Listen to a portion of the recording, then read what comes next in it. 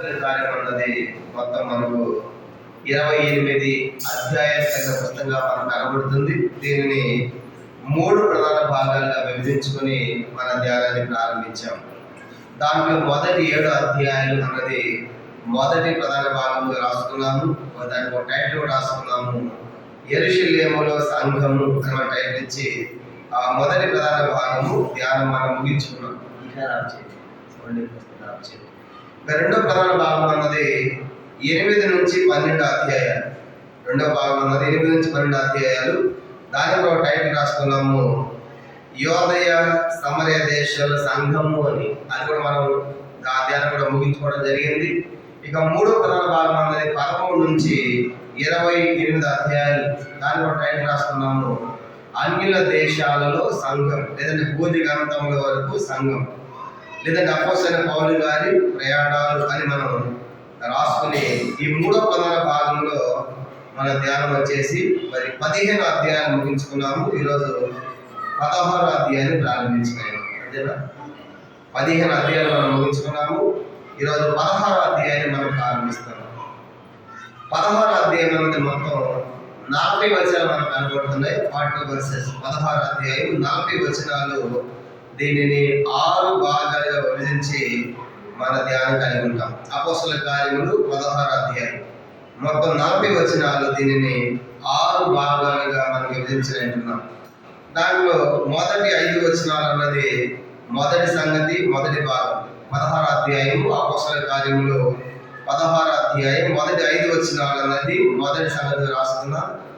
దానికి ఒక టైటిల్ రాసుకున్నాము, సంఘము యొక్క ప్రపంచవ్యాప్త విస్తరణ.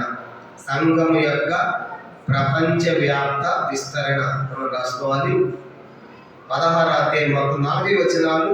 దాన్ని 6 భాగాలుగా మనం మరి విభజించుకొని ధ్యానిస్తున్నాము. దాంట్లో మొదటి భాగం, మొదటి సంగతి, మొదటి 5 వచనాలు అని రాసుకోవాలి. దానికి రాసుకోవాల్సిన టైటిల్ సంఘము యొక్క ప్రపంచవ్యాప్త విస్తరణ. ఇక సంఘం అన్నది ప్రపంచవ్యాప్తంగా విస్తరిస్తుంది, అనేక ప్రాంతాలకు వెళుతుందని దాని అర్థం. అయితే ఇంకో సంగతి కూడా మనం జ్ఞాపకం చేసుకోవాలి. ఈ 15వ అధ్యాయము 36 నుంచి 41 వచనం మనం రాసుకున్నాం కదా. కనుక చివరి 7వ సంగతి 15వ అధ్యాయంలో దానికి ఒక టైటిల్ కూడా రాసుకున్నాం, పౌలు గారి 2వ సువార్త ప్రయాణ ప్రారంభం అని రాసుకున్నాం. కానీ ఇప్పుడు 16వ అధ్యాయం ధ్యానిస్తున్నామంటే ఇది పౌలు గారి 2వ సువార్త ప్రయాణంలో ఉన్నామనే సంగతి మనం గుర్తుపెట్టుకోవాలి.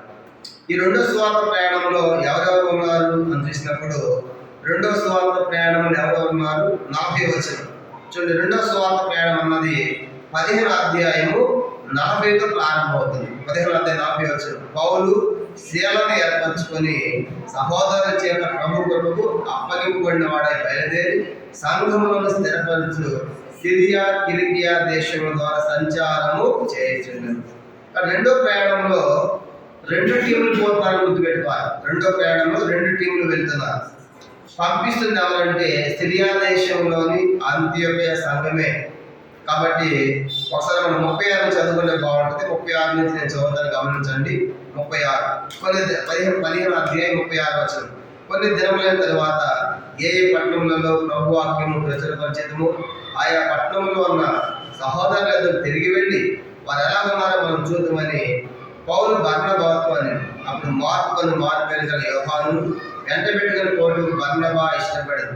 అయితే పౌలు పంపులేలో పని కొరకు తమతో కూడా రాక తమను విడిచిన వారిని వెంట పెట్టుకుని పోవడం యుక్తం కాదని తలంచారు.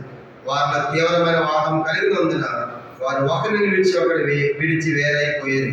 బర్నబా మార్పుని వెంట పెట్టుకుని ఓడైకి కుప్రాకు వెళ్ళారు.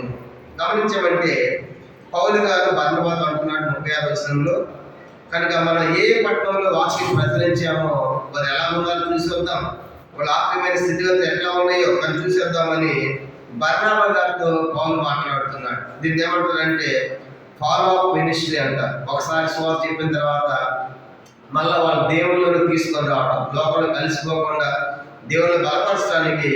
కనుక మరలా వాళ్ళ ఎద్దరికి వాళ్ళ ఆత్మీయమైన స్థితిగతులు ఎట్లా ఉన్నారు, వాళ్ళు దేవుళ్ళు ఉన్నారు, లోకంలో ఉన్నారు, వాళ్ళ ఆత్మీయమైన భక్తి ఎలా ఉందో చూద్దామని బర్నబా అన్నప్పుడు బర్నబా మార్పును కూడా తీసుకొని పోదాం అన్నాడు. బర్నబా మార్పును కూడా తీసుకొని పోదామంటే పౌలు గారు దాన్ని నిరాకరించాడు. ఎందుకు చెప్పండి? మొదటి ప్రయాణంలో కూడా బర్నబాతో పాటు మార్పు ఉన్నాడు. అయితే మొదటి ప్రయాణంలో ఏం జరిగిందంటే, మొదటి ప్రయాణంలో సగంతో వచ్చి మార్పు వెనక్కి వెళ్ళిపోయాడు. కాబట్టి అట్లాంటి వాడు ఎందుకులే అని వద్దని బర్నబా అంటే క్షమించండి పౌలు గారు అంటే బర్నబా తీసుకెళ్ళాలన్నాడు. అట్లా వాళ్ళందరూ కూడా వివాదం ఏర్పడింది. అట్లనే మీ పరిచయం మీరు చేయండి, మాది మేము చేస్తామని బర్నబా తర్వాత మార్పు గారు ఒకవైపు వెళ్ళిపోయారు, ఒక టీంగా. రెండవది పౌలు శీల వీళ్ళ టీంగా ప్రయాణం చేస్తున్నారు. అంటే పౌలు గారి యొక్క రెండవ మిషనరీ ప్రయాణంలో ఎన్ని టీంలు మనకు కనబడుతున్నాయి? 2 టీంలు కనబడుతాయి. వాటి పౌలు శీల టీం ఒకటైతే మార్పు బర్నబా టీము ఒకటి. అయితే ఈ రెండింటిని పంపిస్తుంది కూడా ఎవరు? సిరియా దేశంలోని అంత్యోకియ సంఘమే. చూడండి ఒకసారి మ్యాప్లో గమనించమంటే ఇది సిరియా దేశం. సిరియా దేశములో అంత్యోకియ పట్టణం. ఇక్కడ నుంచి ఇప్పుడు పౌలు గారు మొదటి ప్రయాణం చేసి ముగించాడు. రెండవది కూడా ఇక్కడ నుంచి బయలుదేరుతున్నారు. ఈ రెండవ ప్రయాణం కూడా అంత్యోకియ నుంచి వెళ్తున్నారు. 2 టీములు కూడా ఇదే సంఘం పంపిస్తుంది. అంత్యోకియ సంఘమే పౌలు శీల కోసం ప్రార్థన చేసింది, అలాగే మార్పు బర్నబా కోసం ప్రార్థన చేసింది. అప్పుడు పౌలు గారు ఏం చేశాడంటే తనతో శీలను ఏర్పాటు చేసుకుని కిలికియా దేశం, ఇది కిలికియా దేశము తార్స్ అనేటువంటి ప్రాంతాలు సంచారం చేసుకుంటూ ఉన్నారు. కాబట్టి అంత్యోకియలో బయలుదేరి పౌలు గారు రెండో ప్రయాణము కిలికియా దేశము సంచరిస్తా తార్స్ అనే ప్రాంతాలు సంచరిస్తున్నారని 15వ అధ్యాయము చివరిలో చదువుకున్నాం. చూడండి 15వ అధ్యాయం చివరికి వచ్చిన 41వ వచనంలో పౌలు శీలను ఏర్పరచుకుని సహోదరుల చేత ప్రభువు పక్కన బయలుదేరి సంఘమును స్థిరపరచు సిరియా కిలికియా దేశములలో సంచారము చేయించండి. చూసారు, ఇది సిరియా దేశము, ఈ దేశం తిరుగుతున్నారు, తర్వాత కిలికియా దేశము తిరుగుతున్నారు అన్నమాట. అలాగా రెండో ప్రయాణము బయలుదేరి సిరియా కిలికియా ప్రాంతాలు సంచరించుకుంటూ వచ్చారు. ఇది 15వ అధ్యాయము దీంతో మనకు ముగించబడింది. ఇప్పుడు 16వ అధ్యాయం మనం ప్రారంభిద్దాము. 16వ అధ్యాయం అన్నది చూడండి, 16వ అధ్యాయం అన్నది 40 వచనాలు 6 భాగాలు చెప్పాం కదా. మొదటి సంగతి మొదటి 5 వచనాలు ఏమని రాసుకున్నాము? సంఘం యొక్క ప్రపంచ వ్యాప్త విస్తరణ రాసుకున్నాం. ఇప్పుడే జరిగింది 16వ అధ్యాయం మొదటి వచనం చూడండి. 16 మొదటి పౌలు దెర్బేకు పుస్తకం వచ్చాను. అక్కడ తిమోతి ఒక శిష్యుడు ఉండేది. అతను విశ్వసించిన ఒక యూదురాలి కుమారుడు. అతని తండ్రి గ్రీసు దేశస్థుడు. అతని వస్త్రంలోను ఈకోనీలోను ఉన్న సహోదరుల వల్ల మంచి పేరు పొందినవాడు. ఇప్పుడు చూడండి, పౌలు గారు మరి సిరియా దేశంలో బయలుదేరాడు. ఆ తర్వాత కిలికియా దేశంలో కూడా వెళతా ఎక్కడ వచ్చాడు పౌలు గారు? చూడండి, ఇక్కడ సిరియా దేశము కిలికియా దేశం బయలుదేరతా దెర్బేకును లుస్త్రకు వచ్చాడు అన్నమాట. పౌలు 16వ అధ్యాయం. ఇదంతా కూడా పౌలు గారి యొక్క రెండో ప్రయాణము. ఇది రోడ్డు ప్రయాణం. ఏ ప్రయాణం? ఇదంతా కూడా రోడ్డు. మొదటి ప్రయాణం ఏమో సముద్ర ప్రయాణం చేశారు, దానిలో సిలువకి వచ్చి ఓడేకి ఉప్పెనకు వెళ్ళారు. ఇది రోడ్డు ప్రయాణం కాదు. రెండో ప్రయాణము క్షమించండి, మొదటి ప్రయాణం ఓడ ప్రయాణము, సముద్ర ప్రయాణం. రెండవది రోడ్డు ప్రయాణం. రోడ్డు మార్గం వెళ్తున్నారు. అంత్యోకియ సిరియా దేశం, కిలికియా దేశం అలా సంచారం చేసుకుంటా దెర్బేకు వచ్చారు. తర్వాత లుస్త్రకు కూడా వచ్చారు. 16వ అధ్యాయం దెర్బేకు, లుస్త్రకు. కాబట్టి రెండో ప్రయాణం జరుగుతుంది. ఇది సముద్ర ఓడ ప్రయాణం కాదు. ఏ ప్రయాణం? ఇది రోడ్డు ప్రయాణంలో గుర్తుపెట్టుకోవాలి. లుస్త్రా అనే ప్రాంతానికి వచ్చారండి. దెర్బేకు వచ్చారు, అక్కడ నుంచి లుస్త్రకు వచ్చారండి. వస్తే జరిగింది అక్కడ 16వ అధ్యాయం మొదటి వచ్చింది. అక్కడ తిమోతి ఒక శిష్యుడు ఉండేను. అతను విశ్వసించిన ఒక యూదురాలి కుమారుడు. అతని తండ్రి గ్రీసు దేశస్థుడు. ఇప్పుడు లుస్త్రాకు రాగానే అక్కడ తిమోతి ఒక శిష్యుడు కనపడ్డాడు. అతను విశ్వసించిన ఒక యూదురాలి కుమారుడు, తండ్రి గ్రీసు దేశస్థుడు. చూడండి, తిమోతి తండ్రి ఏమో ఎవరంటే ఆయన గ్రీసు దేశస్థుడు, తల్లి ఏమో యూదురా. అంటే తిమోతి పుట్టింది ఒక కులానికి సంబంధించింది కాదు. కనుక తండ్రి ఏమో గ్రీసేస్తుడు, తల్లి ఏమో యూదురా. ఇప్పుడు ఈ రెండింటిలో తిమోతి మరి దేని చెందుతాడు? తిమోతిని గ్రీస్ దేశస్తుడు అనాలా, లేకుంటే తిమోతిని యూదుడు అనాలా? గమనించమంటే యూదుడు. కానీ తల్లి యూదురాలు, భక్తిపరురాలు. అయితే గ్రీసు దేశస్తుని పెళ్లి చేసుకుంటారు. వీళ్ళు ఎట్లా ఉంటారంటే మొదటి కొరింథీ పత్రిక చూడండి. గ్రీసు దేశం ఎట్లా ఉంటారు? మొదటి కొరింథీ పత్రిక మొదటి అధ్యాయము. గ్రీస్ దేశస్తుడికి ఏమో జ్ఞానం కావాలంట, తర్వాత యూదులకి ఏమో సూచక్రియలు కావాలి. మొదటి కొరింథీ పత్రిక మొదటి అధ్యాయం, మొదటి కొరింథీ పత్రిక మొదటి అధ్యాయం 22 వచనం. మొదటి కొరింథీ మొదటి అధ్యాయం 22. యూదులు సూచక్రియలు చేయమని అడుగుతున్నారు, గ్రీసు దేశస్తులు జ్ఞానం ఎదుగుతున్నారు, కానీ ఇద్దరు కూడా పొంతన కుదరదు. కనుక యూదులకేమో సూచక్రియలు చేయండి ప్రభు అంటాడు. అంటే ఆకాశంలో మన్నాను కురిపించు, బండలోంచి నీళ్ళు రప్పించు, ఇవన్నీ ఏంటి? సూచక్రియలు, అద్భుతాలు యూదులు కోరుతారు, కానీ గ్రీసు దేశస్తులేమో జ్ఞానాన్ని వెతికే వాళ్ళగా మనకు కనబడుతున్నారు. ఇప్పుడు అయితే ఇట్లా ఒక యూదురాలికి ఒక గ్రీస్ దేశస్తుని పుట్టిన వాడే తిమోతి అన్నమాట.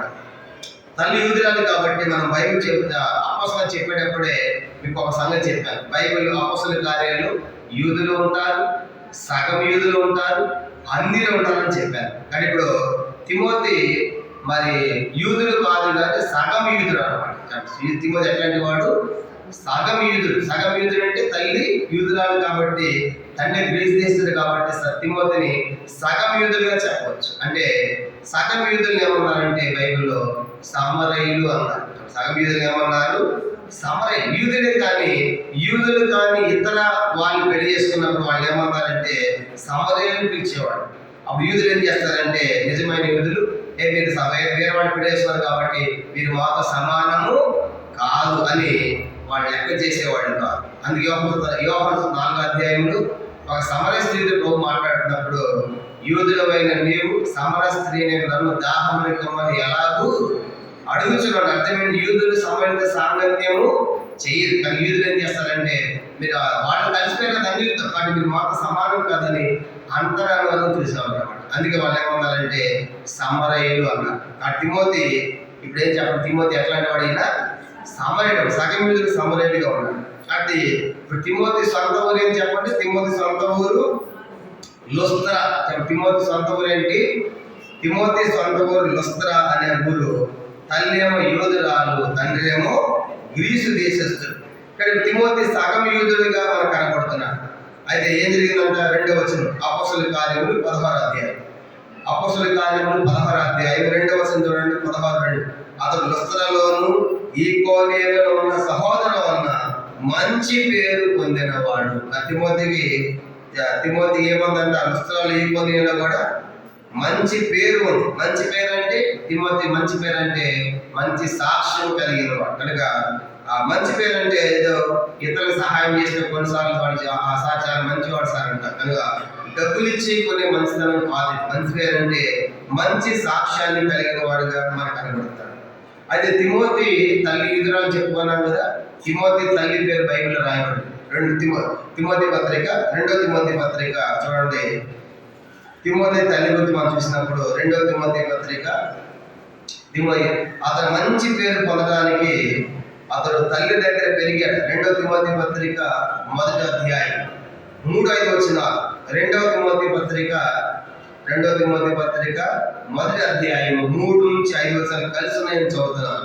నా ప్రార్థన అనేది అడగక నేను జ్ఞాపకం చేసుకొనొచ్చు, నీ కన్నీళ్లు తలంచుకొని నా సంపూర్ణ ఆనందం కలుగుటకై నిన్ను చూడవల్లని రేయింబగళ్ళు అపేక్షించుచు నీ యందున్న నిష్కపటమైన విశ్వాసమును జ్ఞాపకం చేసుకొని నా పితరాచార ప్రకారము నిర్మలమైన మనస్సాక్షితో నేను సేవించున్న దేవుని యెడల కృతజ్ఞుడనై ఉన్నాను. తర్వాత భాగము ఆ విశ్వాసం మొదట నీ అవ్వ అయిన లోయలోను నీ తల్లి అయిన యునీకేలోను నివసించెను, అది నీ యందు సహా వసించునని నేను గుడిగా నమ్ముచున్నాను. అంటే తిమోతి తల్లి యునీకే తల్లి లోయి అన్నమాట. అంటే మొట్టమొదట లోయి ప్రభువు నమ్ముకుంది. ఆ విశ్వాసము లోయలోంచి తన కుమార్తె అయిన యునీకేలోకి వచ్చింది.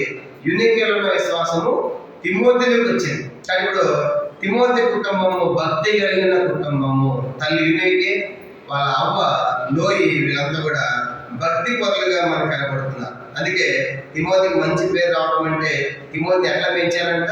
2వ తిమోతి పత్రిక 3వ అధ్యాయం. 2వ తిమోతి పత్రిక 3వ అధ్యాయం చూడండి 14-15 వచనాలు. భక్తి పరులైన కుటుంబంలో తిమోతి పుట్టిన కారణం చేత అవ్వ గాని తల్లి గాని ఎలా పెంచారు? 2వ తిమోతి పత్రిక 3వ అధ్యాయము మరి 14-15 వచనాలు. క్రీస్తు యేసును ఉంచవలసిన విశ్వాసం ద్వారా రక్షణార్థమైన జ్ఞానాన్ని కలిగించినట్టు శక్తి గల పరిశుద్ధ లేఖనములను బాల్యము నుండి నీ వెలుగుతూ కనుక. చూడగా శక్తి గల పరిశుద్ధ లేఖనాలు తిమోతికి ఎప్పుడు తెలుసు అంటే బాల్యములోని, అంటే తల్లి యూదురాలు కదా, భక్తిపరాలు కదా, తిమోతికి బాల్యములోనే పరిశుద్ధ లేఖనాలు నేర్పించింది కనుక తిమోతికి పరిశుద్ధ వాక్యం, దేవుని యొక్క వాక్యము చిన్న వయసులోనే తల్లి నేర్పించిందిగా మనకు కనబడుతుంది. కాబట్టి ఇది మనకేం జ్ఞాపకం చేస్తుందంటే, మరి పౌలు గారితో పాటు వెళ్తున్నారు ఈ టీం అంతా కూడా, తిమోతి, తీతు, వీళ్ళంతా రెండవ తరం క్రైస్తవులుగా మనకు కనబడుతున్నారు. రెండవ జనరేషన్ మనకు కనబడుతున్నారు. అలాగే తిమోతిని మరి తల్లి ఆత్మీయంగా పెంచిందిగా, భక్తులు పెంచిందిగా మనకు జ్ఞాపకం చేయకూడదు. అందుకే అతడు మంచి పేరు, మంచి సాక్షి ఎలా పొందగలిగాడు చిన్న వయసులోనే కనుక ఆ రీతిగా తల్లి పెంచింది అని పౌలు గారు తిమోతికి రాస్తూ ఏమని రాస్తాడు? మొదటి తిమోతి పత్రిక 4వ అధ్యాయం, 11వ వచనం. మొదటి తిమోతి పత్రిక 4వ అధ్యాయము 11-12 వచనాలు. నీ యవ్వనం బట్టి ఎవరిని పుణ్యగ్రహము దాని మాటలలోను, ప్రవర్తనలోను, ప్రేమలోను, విశ్వాసంలోను, పవిత్రతలోను విశ్వాసులకు మాదిరిగా ఉండము. కాబట్టి తిమోతి పౌలుగా రాస్తాడు, తిమోతి నువ్వు విశ్వాసులకు మాదిరిగా ఉండాలి. కానీ నువ్వు యవనస్తుడు కాబట్టి యవనాన్ని బట్టి తునీకరించకూడదు. ఆయన యవనస్తుడు ఆయన చెప్పేది ఏంటి కనుక నువ్వు యవనస్తుడు కూర్చో నీకేం తెలుసు అని అనకూడదు. తిమోతి చెప్పినప్పుడు నువ్వు యవనస్తుడు అయినప్పటికీ కూడా నువ్వే మాదిరిగా ఉండాలి. కనుక పెద్దవాళ్ళకని తిమోతి చెప్పే మాట మనం చూస్తాం. వాస్తవం చూసినప్పుడు ఎవరికి మాదిరిగా ఉండాలి? పెద్దవాళ్ళు చిన్నవాళ్ళకి మాదిరిగా ఉండాలి కదా, బయట తీసుకున్నాడు. పెద్దవాళ్ళు చిన్నవాళ్ళకి మాదిరిగా ఉండాలి కదా. అట్లాంటి ఇప్పుడు చిన్నవాడైన తిమోతి పెద్దవాళ్ళకి మాదిరిగా ఉండాలంట. అలాగా మంచి సాక్ష్యం కలిగి ఉంది తిమోతి అని పౌలు తిమోతికి రాసిన పత్రికగా మనం చూస్తాం. యవన కాలంలో నువ్వేమైనా మాట్లాడుతూ ఉంటే ఎవరు ఆయన చెప్పేది ఏంటి అనకూడదు. అలాగా మంచి సాక్ష్యం కలిగి ఉండని తిమోతికి రాస్తాడు. అలాగే ఇప్పుడు చెప్పండి, తిమోతి ఊరేంటి చెప్పండి? సొంత ఊరేంటి? తిమోతి ఊరు లుస్త్రా. తల్లి ఎవరు? యూనికే. అమ్మ ఎవరు? లోయి. తర్వాత తండ్రి ఏమో గ్రీస్ దేశస్థుడు. అలాగున మరి చిన్న వయసులోనే తల్లి యొక్క పెంచాలి. పరిశుద్ధ లేఖనాలు భక్తులు పెంచబడి తిమోతి మనకు కనబడతారు. ఇప్పుడు తిమోతి ఊరికి వచ్చారు. ఏం జరిగింది? అపోస్తలుల కార్యం 16వ అధ్యాయము చూడండి. 16వ అధ్యాయం 3వ వచనం. అపోస్తలుల కార్యము 16వ అధ్యాయం 3వ వచనం. అతను తనతో కూడా బయలుదేరి రావాలని పౌలు కోరి అతని తండ్రి గ్రీస్ దేశస్తులని ఆ ప్రదేశంలో యూదులందరికీ తెలియదు కనుక వారిని బట్టి అతను తీసుకుని సున్నతి చేయించాను. కానీ పౌలు కాదు ఆ ప్రాంతానికి వచ్చిన తర్వాత పౌలు గారు అంటాడు తిమోతి చేసి 3వ వచనంలో అతను తనతో కూడా బయలుదేరి రావాలని పౌలు కోరి అని పౌలు గారు అంటాడు తిమోతి నువ్వు నాతో కూడా సేవకు రావాలి అని. మరి తిమోతిని సేవకు పిలుస్తున్నాడు పౌలు గారు. ఎక్కడంటే ఇది లుస్త్రా అనే ప్రాంతంలో. ఏ ప్రాంతం ఇది? లుస్త్రా అనే ప్రాంతంలో. ఇప్పుడు తిమోతి సేవకు పిలుస్తున్నాడంటే సేవకు వెళ్ళాలంటే ఏం జరగాలి? మొట్టమొదట తిమోతికి ఇష్టం ఉండాలి. రెండో తిమోతి కుటుంబం కూడా ఒప్పుకోవాలి. కానీ లుస్త్రాలో ఏం జరిగింది? 14వ అధ్యాయము అపోస్తలుల కార్యం 14వ అధ్యాయము 19వ చూడండి. అపోస్తలుల కార్యములు 14వ అధ్యాయం 19-20 వచనాలు. అంత్యోకియ నుండి ఈకోనియా నుండి యూదులు వచ్చి జన సమూహములను తమ పక్షంగా చేసుకుని పౌలు మీద రాళ్ళు రువ్వి అతను చనిపోయినని అనుకొని పట్టణం వెలుపలికి అతన్ని ఈడ్చిరి. అయితే శిష్యులు అతని చుట్టూ నిలిచి ఉండగా అతను లేచి పట్టణంలో ప్రవేశించి మొదటి బర్నబాతో కూడా దెర్బేకు బయలుదేరి గమనించామంటే ఇప్పుడు లుస్త్రాలో ఏం జరిగింది? తిమోతికి పౌలు గారు చెప్పండి మొదటి ప్రయాణంలో ఏం జరిగింది? పౌలు గారు లుస్త్రా అనే ప్రాంతంలో ఉండగా పైన అంత్యోకియా నుండి ఈకోనియా నుండి ఉన్నటువంటి 10 మంది వచ్చి లుస్త్రాకు వచ్చి పౌలు గారు లుస్త్రాలో రాళ్లతో కొట్టారు. పౌలు గారు చేసిన లుస్త్రాలో రాళ్లతో కొట్టారు. ఏ ప్రాంతంలో కొట్టింది? ఎక్కడ? లుస్త్రాలోనే. కనుక 19వ వచనం 7వ వచనం పైన 14-7వ వచనం అపోస్తలుల 14 లుస్త్రాలో బలహీన పాదంలో అప్పుడు ఉండేది. కనుక పౌలు గారు లుస్త్రాలో ఉన్నాడు. అప్పుడు ఉన్నప్పుడు పైన 19వ వచనం అంత్యోకియా నుండి ఈకోనియా నుండి 10 మంది వచ్చి ఇక్కడ సువార్త ప్రకటిస్తున్నారనే నెపంతో ఏం చేశారంటే లుస్త్రా అనే ప్రాంతంలో పౌలు గారిని రాళ్లతో కొట్టి చనిపోయాడని వెలుపలికి కూడా ఈడ్చి పడేశారు. అది లుస్త్రా అనే ప్రాంతం. అది పౌలు గారు మళ్ళీ లేచి వెళ్ళి ఆ రాత్రి అక్కడే ఉండి మళ్ళా స్వాత ప్రకటిస్తాడు. ఇప్పుడు ప్రశ్న ఏంటంటే, పౌలు గారిని రాళ్లతో కొట్టింది ఎక్కడ? లుస్త్రాలో కొట్టారు. పౌలు గారు రాళ్లతో కొట్టింది ఎక్కడ? లుస్త్రాలో కొట్టారు. ఈ పౌలు గారు రాళ్లతో లుస్త్రాలో కొడితే తిమోతి సొంతం ఏది? తిమోతి సొంతం ఏంటి? లుస్త్రానే. అని ఇప్పుడు రాళ్లతో కొట్టిన సంగతి తిమోతికి తెలుసా తెలియదా? తెలుసా తెలియదా? తెలుసు. ఇప్పుడే తెలియదు తిమోతి తెలియదు. నువ్వు నాతో సేవకు రావాలంటే వాళ్ళు వెళ్తారా? పౌలు గారు మొన్నగా దీన్ని రాళ్లతో కొట్టింది, నీతో పాటు నేను కొట్టింది, నాకు కూడా ఏమవుతాయి? నాకు కూడా రాళ్ళు పడతాయి, కానీ నేను రాను అని తిమోతి అనాలి. రెండోది, కొన్ని తిమోతి ఒప్పుకున్న కుటుంబీకులు ఏమనాలి? వద్దు, పౌలు గారు మొన్న చిన్నగా బాధారు, రాళ్ళతో కొట్టి చనిపోయి బయటకి ఈడ్చేశారు కదా, అట్లాంటి మా వాడిని ఇప్పుడు సేవకు ఎట్లా పంపిస్తాం? నేను పంపించదు మనమైతే అంటాం కదా, మనమైతే వెళ్ళలేము కూడా. కానీ తిమోతికి ఇవన్నీ తెలిసే సేవకు వచ్చాడు. రెండో తిమోతి పత్రిక చూడండి, రెండో తిమోతి పత్రిక 3వ అధ్యాయం. రెండో తిమోతి పత్రిక 3వ అధ్యాయము 10 నుంచి చదువుతాను చూడండి. ఇవన్నీ పౌలు గారికి రాళ్ళతో కొట్టిన సంగతి తెలిసే ఆయన ముందుకు వస్తాడు సేవకు. రెండో తిమోతి పత్రిక 3వ అధ్యాయం 10 నుంచి. రెండో తిమోతి 3వ అధ్యాయం 10 నుంచి. అయితే నీవు నా బోధను, ఆ తర్వాత నా ప్రవర్తనను, నా ఉద్దేశమును, నా విశ్వాసమును, నా దీర్ఘశాంతమును, నా ప్రేమను, నా ఓర్పును అంత్యొకయ, యూకోనియ, లుస్త్రాని పట్టణంలో నాకు కలిగినట్టి హింసలు, అది రాళ్ళతో కొట్టడం, ఉపద్రవాలు అయ్యి రాళ్ళతో కొట్టడం తెలిసి కొనిన వాడవై నన్ను వెంబడించింది. తెలుసా తిమోతికి? కనుక ఆ తెలిసి కూడా వెంబడించావు అన్నమాత్రమే కదా, అట్టి హింసలను సహించింది కానీ వాటన్నిటిని ప్రభు నన్ను తప్పించాను. క్రీస్తు యేసుని సద్భక్తితో బ్రతుకు ఉద్దేశించే వారందరూ హింస పొందుతారు. కాబట్టి తిమోతి సేవకి ఒట్టొట్టిగా రాల. తిమోతి సేవకు రాబోయే ముందు ఆయన చేసిన పని ఏంటి? 10వ వచనం. పౌలు గారు బాగా గమనించాడు.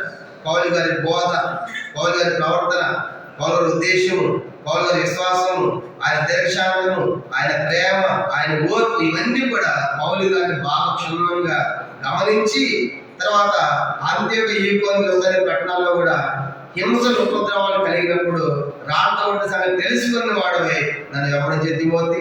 కాబట్టి దేవుని యొక్క సేవ అంటే, మరి సద్భక్తి బతకాలంటే ఎన్నో హింసలు ఉంటాయి. కనుక సద్భక్తి బతకాలంటే హింసలు ఉంటాయని పౌలు గారు తిమోతికి చెప్పే సంగతి మనం చూస్తాం. వాటిని బట్టి తిమోతి దేవుని సేవకు తెలిసే వచ్చాడా తెలియక వచ్చాడా? తెలిసే వచ్చాడు. ఆ ఊళ్ళని కొట్టా, లుస్త్రాలను కొట్టా. కానీ ఇప్పుడు అట్లాంటి ఇప్పుడు కొన్ని తిమోతి సేవకి వెళ్తాడు అనుకోండి, ఇప్పుడు ఫ్యామిలీ కుటుంబీకులు ఏమన్నా చెప్పండి, తల్లి వాళ్ళు ఏమనాలి? వద్దయ్యా, నిన్న గడి కొట్టింది, మొన్న కదా కొట్టింది పౌలు గారిని అని వాళ్ళు కూడా. కానీ అవన్నీ తెలిసి కూడా తిమోతి పౌలు గారితో పాటు సేవకు బయలుదేరారు. పౌలు గారితో పాటు టీంలు ఎంతమంది ఉన్నారు? బయలుదేరినప్పుడు బయలుదేరి ఎంతమంది ఉన్నారు? ఇద్దరే ఉన్నారు. పౌలు, శీల మాత్రమే ఉన్నారు. ఇప్పుడు ఎవరు యాడ్ అవుతున్నారు? 3వ వ్యక్తి ఎవరు జాయిన్ అవుతున్నారు? తిమోతి అన్నమాట. 16వ అధ్యాయము 3వ వచనం. 16వ అధ్యాయం 3వ వచనం. అతను తనతో కూడా బయలుదేరి రావాలని పౌలు కోరి అతని తండ్రి గ్రీస్ దేశస్తులని ఆ ప్రదేశంలో ఇదంతా తెలియదు కనుక వారిని బట్టి అతను తీసుకుని వచ్చి సున్నతి చేయండి. కానీ ఇప్పుడు పౌలు గారి టీంలో మొత్తం ఇద్దరు కాస్త ముగ్గురు అయ్యారు. పౌలు, శీల, నెక్స్ట్ గారు 3వ తిమోతి, ముగ్గురు కలిసి ఇప్పుడు టీమ్గా బయలుదేరుతున్నారు, ముందు సాగుతున్నారు. అయితే ఇప్పుడు తిమోతి వాక్యం చెప్పాడు అనుకోండి, యూదులు ఒప్పుకోరు. ఎందుకు చెప్పండి? ఆయన యూదులు కాదు, ఆయన సగం యూదులు. మేము ఎందుకంటే ఆయన మాట అంటారు. కాబట్టి ఇప్పుడు తిమోతి వాక్యం వినాలంటే, తిమోతి పరిచర్యలో యూదులు యాక్సెప్ట్ చేయాలంటే, అంగీకరించాలంటే యూదులు సున్నతి పొందితే అంగీకరిస్తారు. అందుకే ఇప్పుడు పౌలు గారు ఏం చేశాడంటే తిమోతికి ఏం చేశాడ, దాన్ని బట్టి సున్నతి చేయించాడు. 15వ అధ్యాయంలో సున్నతి గురించిన సమస్య వచ్చిందిగా. 15వ అధ్యాయం 1వ వచనంలో మీరు సున్నతి పొందితేనే రక్షణ పొందలేరని చెప్పినప్పుడు అక్కడ పంచాయతీ 15వ అధ్యాయం అంతా సున్నతి గురించిన పంచాయతీ మనం చూస్తాం. కానీ ఇక్కడ ఎందుకు చేయించాడంటే సున్నతి అవసరమని కాదు, కానీ తిమోతి వాళ్ళకి అభ్యంతరంగా ఉండకూడదు. సేవల పరిచయం ఉన్నప్పుడు వాళ్ళ అభ్యంతరం పడకూడదని తిమోతికి సున్నతి చేయించాడు అనమాట. అలా సున్నతి చేయించి 4వ వచనం, వారి పట్టణముల ద్వారా వెళ్ళుచు యెరూషలేములో అపోస్తలులను పెద్దలను నిర్ణయించిన విధులను కైకొంటూ వాటికి అప్పగించేది.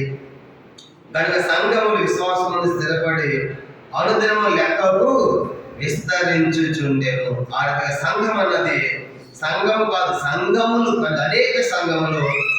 అనేక సంఘములు విస్తరిస్తున్నట్టుగా మనకు కనబడుతుంది. ఎందుకంటే సంఘం అన్నది జీవము కలిగింది.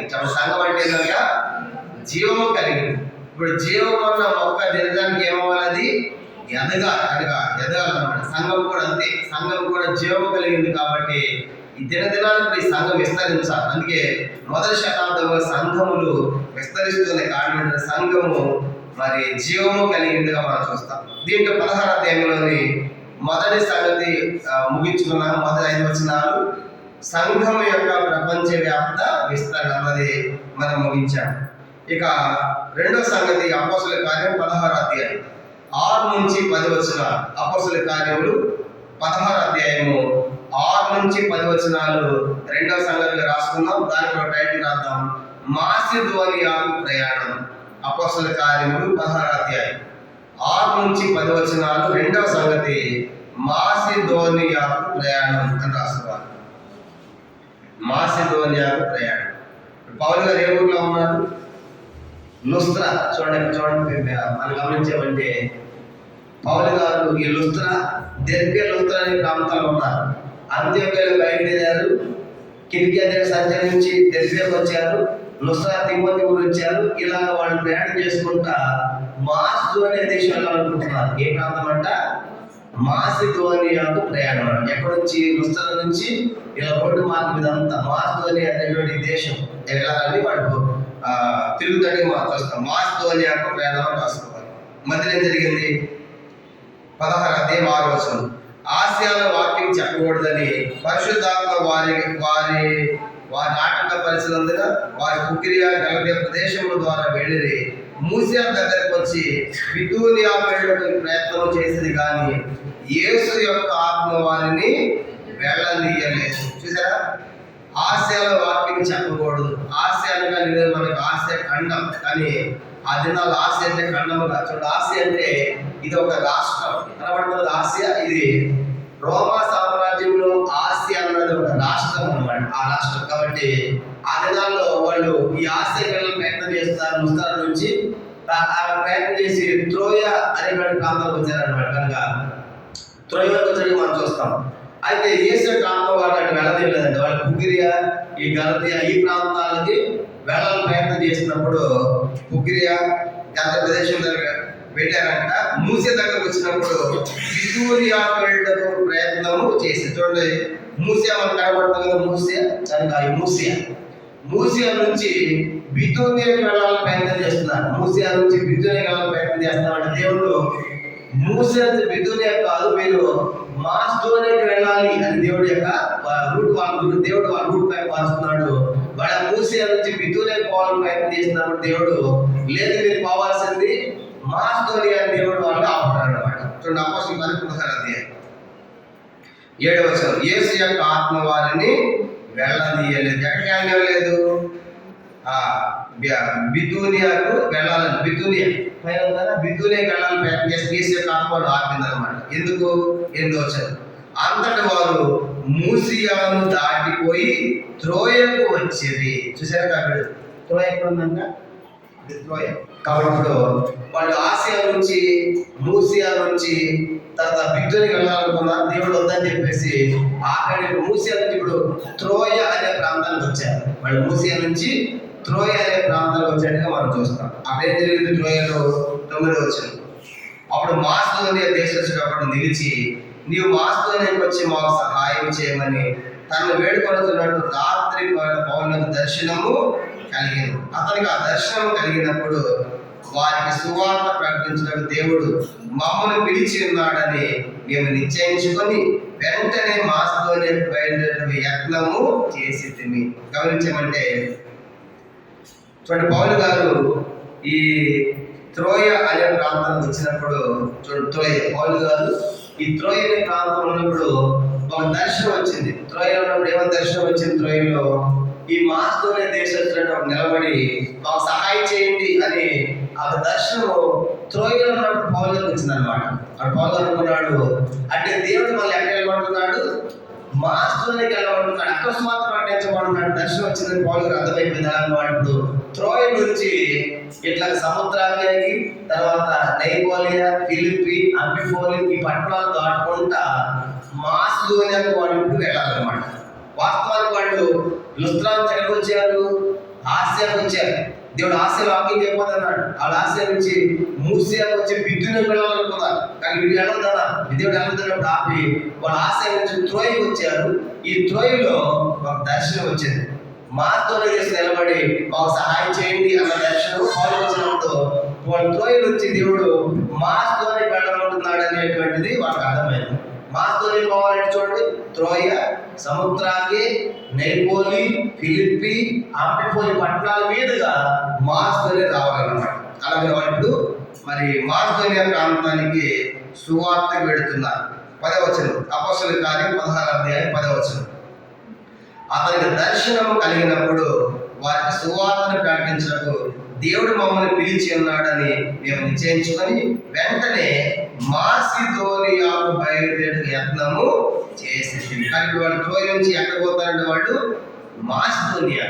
అయితే ఇంకో సంగతి చెప్పాలి. ఈ 16వ అధ్యాయం 10వ వచనంలో మమ్మల్ని పిలిచి ఉన్నాడు, మేము బయలుదేరాము అనే మాట వస్తుంది. మమ్మల్ని పిలిచి ఉన్నాడు, తర్వాత ఇంకో మాట మేము నిశ్చయించుకొని అంటాడు. మేము అంటే ఈ అపోస్తలుల గారు రాసింది ఎవరు? అపోస్తలుల గారు రాసింది ఎవరని చెప్తున్నాను, లోకాన్ని చెప్తున్నాను. అంటే ఇప్పుడు మమ్మల్ని పిలిచాడు, మేము నిశ్చయించుకుందామంటే ఆ పౌలు గారి టీంలో ఎవరు కూడా జాయిన్ అయ్యారు? లోకా గారు జాయిన్ అయ్యారు. లోక గారు అంటే ఇప్పుడు పౌలు గారి టీం ఎంతమంది అయ్యారు? మొత్తం 4 అయ్యారు. చూడండి ఒకసారి. ఇక్కడ ఆంతియోకులో బయలుదేరినప్పుడు సిరియా దేశాన్ని బయలుదేరి పౌలు సిరియాలో ఉన్నారు. లుస్త్రా లాగానే ఎవరు కలిసారు? లుస్త్రాలు తిమోతి కలిశారు. త్రోయలో ఎవరు కలిసారు? త్రోయలో లోకా కలుస్తున్నారు. త్రోయలో లోకా భక్తులు కలుస్తున్నారు అనమాట. లోకా అంటే లోకా స్వార్థ రాశాడు కదా ఆయనే, కానీ లోకా స్వార్థ రాసింది ఆయనే, అపోస్తలుల గారు రాసింది కూడా ఆయన. ఈ త్రోయ ప్రాంతానికి రాగానే పౌలు గారి ఇద్దరే రాసి ఎంతమంది అయ్యారు? 4 అయ్యారు అనమాట. ఆది వాళ్ళు ఇప్పుడు మాసిదోనియాకు వెళ్ళాలని ప్రయత్నము చేశారు. దీంతో అపోస్తలుల కార్యంలోని 16వ అధ్యాయం 2వ సంగతి సమాప్తం. ఇక 3వ సంగతి అన్నది అపోస్తలుల కార్యములు 16వ అధ్యాయం 11 నుంచి 15 వచన. అపోస్తలుల కార్యములు 16వ అధ్యాయము 11 నుండి చూడండి 15 వచనాలు 3వ సంగతిగా రాసుకుందాం. 3వ సంగతి అపోస్తలుల కార్యములు 16వ అధ్యాయము 11 నుంచి 15 వచనాలు. 3వ సంగతి విశ్వసించిన ఫిలిప్పీయులు.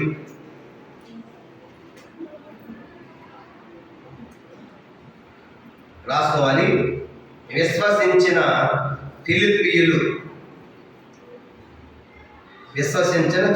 అని మనం రాసుకోవాలి. ప్రారంభిద్దాం.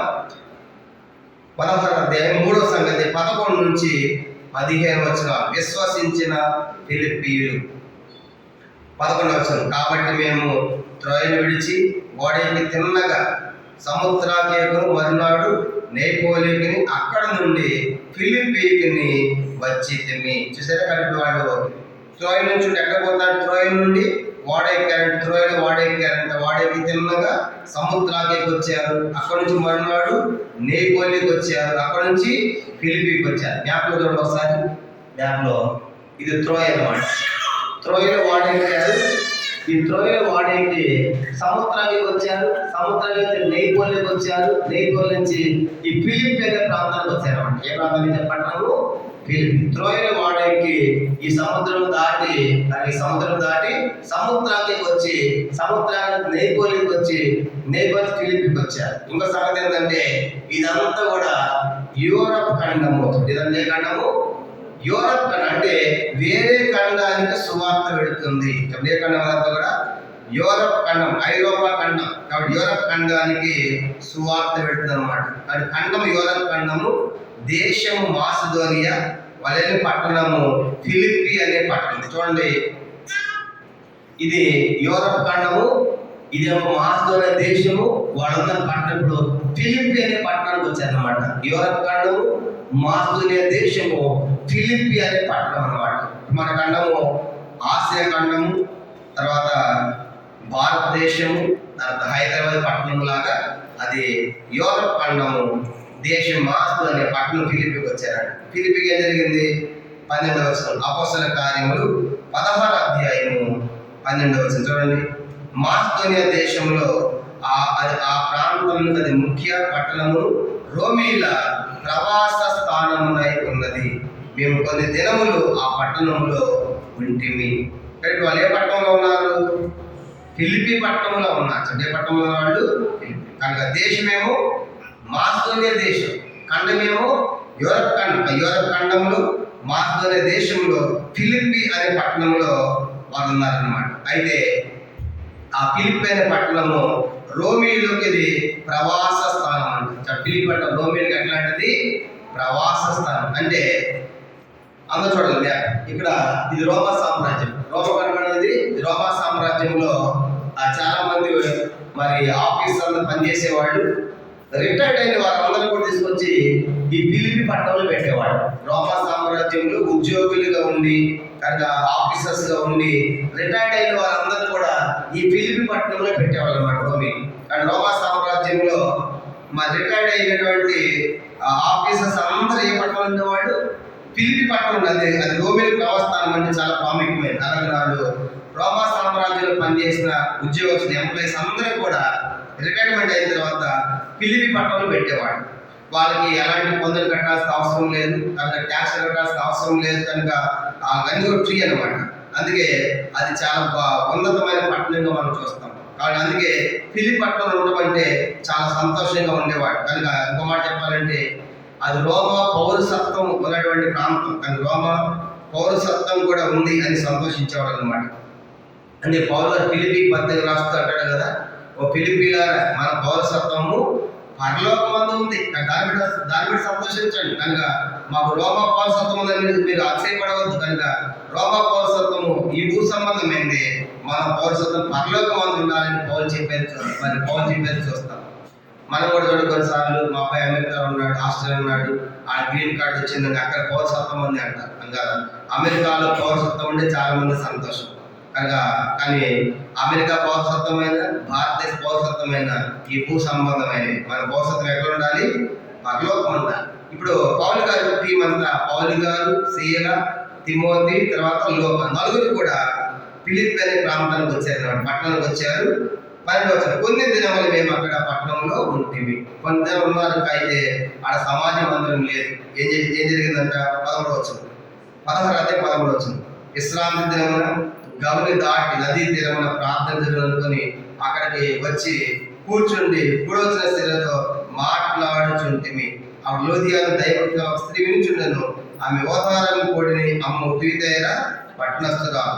ప్రభు ఆమె హృదయం తెరచారు కనుక పౌలు చెప్పిన మాటలను లక్ష్యమించారు.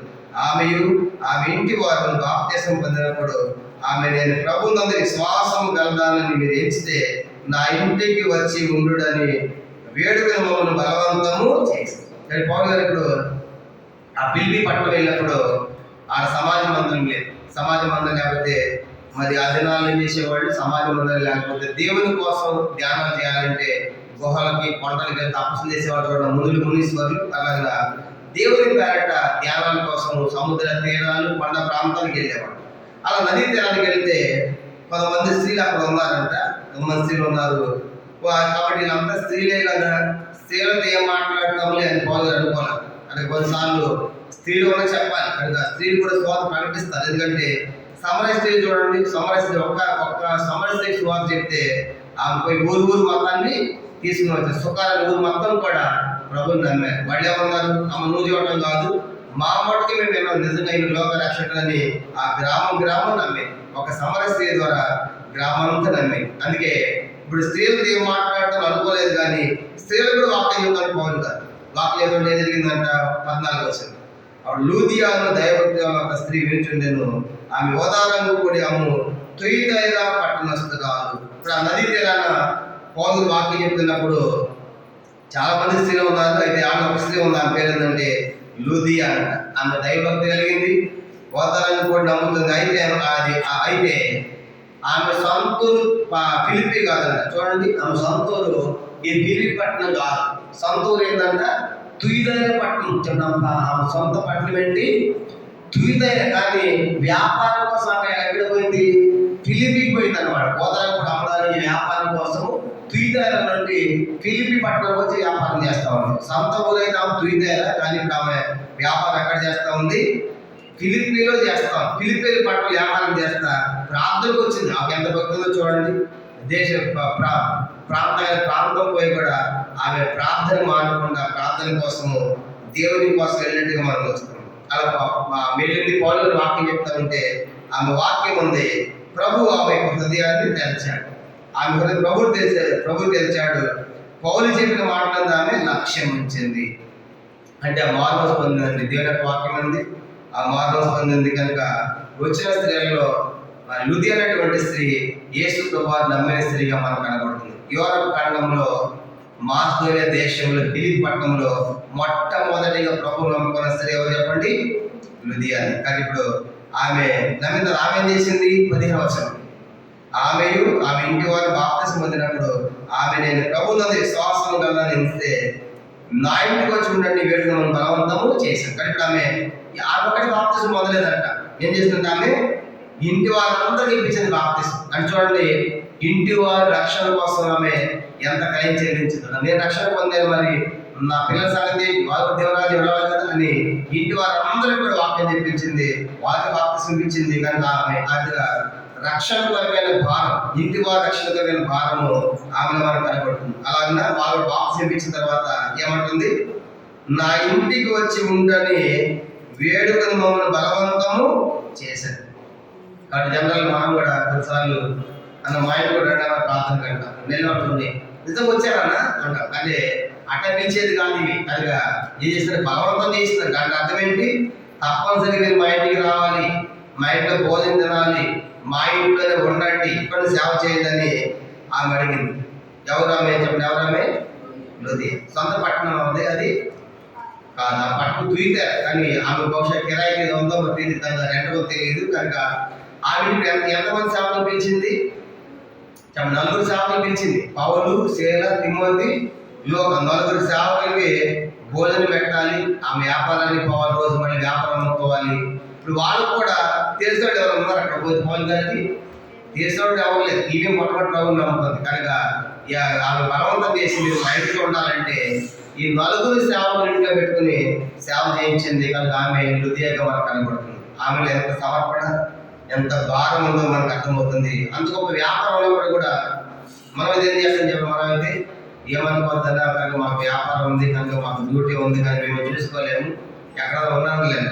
కానీ మేము అంత వ్యాపారం చేస్తే కూడా 4 సేవకులను ఇంట్లో పెట్టి బలవంతం, మళ్ళీ ఏదో మాట్లాడుతున్న వల్ల ఆమె ఏం చేస్తుంది? వాళ్ళని బలవంతం అంటే అర్థం ఏంటి? మీరు ఖచ్చితంగా ఉండాల్సిందే మా ఇంట్లో అని చెప్పేసి అలాగే 4 సేవకులు ఆమె ఆతిథ్యం చేసేదిగా మనకి కనబడుతుంది. అదిగా మనం కూడా ఆతిథ్యం చేయ మరొకటి కొందరు తెలియక దేవతలకు ఆతిథ్యము చేసిన మనం చూస్తాం. దీంతో మనకి అపోస్తల కార్యంలోని 16వ అధ్యాయంలోని 3వ సంగతి సమాప్తం. 3వ సంగతి అనేది 11 నుంచి 15 వచనాలు. విశ్వసించిన ఫిలిప్పీలు అంటే ఇప్పుడు ఫిలిప్పి పట్టణంలో చాలా మంది ప్రభువుని నమ్మారు. వాళ్ళు ముఖ్యంగా ఎవరు నమ్మినామే? లుదియా అని గుర్తుపెట్టుకోవాలి. దీంతో మనం ఆపిస్తున్నాము. అపోస్తల కార్యం మొత్తం 16వ అధ్యాయం 40 వచనాలు 6 భాగాలు. దీంట్లో మనము 3 సంగతులు చూసాం. మొదటి 5 వచనాలు మొదటి సంగతి సంఘం యొక్క ప్రపంచవ్యాప్త విస్తరణ. రెండవది 6 నుంచి 10 వచనాలు మాసిదోనియా ప్రయాణం. మూడవది 11 నుంచి 15 వచనాలు మూడవ సంఘం రాసుకున్నాం, విశ్వసించిన ఫిలిప్పీ. కనుక ఈ 3 సంగతులు మనం ఆపేస్తాం. మోకరించండి, ప్రార్థన. మిగతా విషయాలు మనం తర్వాత ప్రార్థన చేసుకుంటాం. ఈ రాత్రి వాక్య వెలుగులో మన జీవితం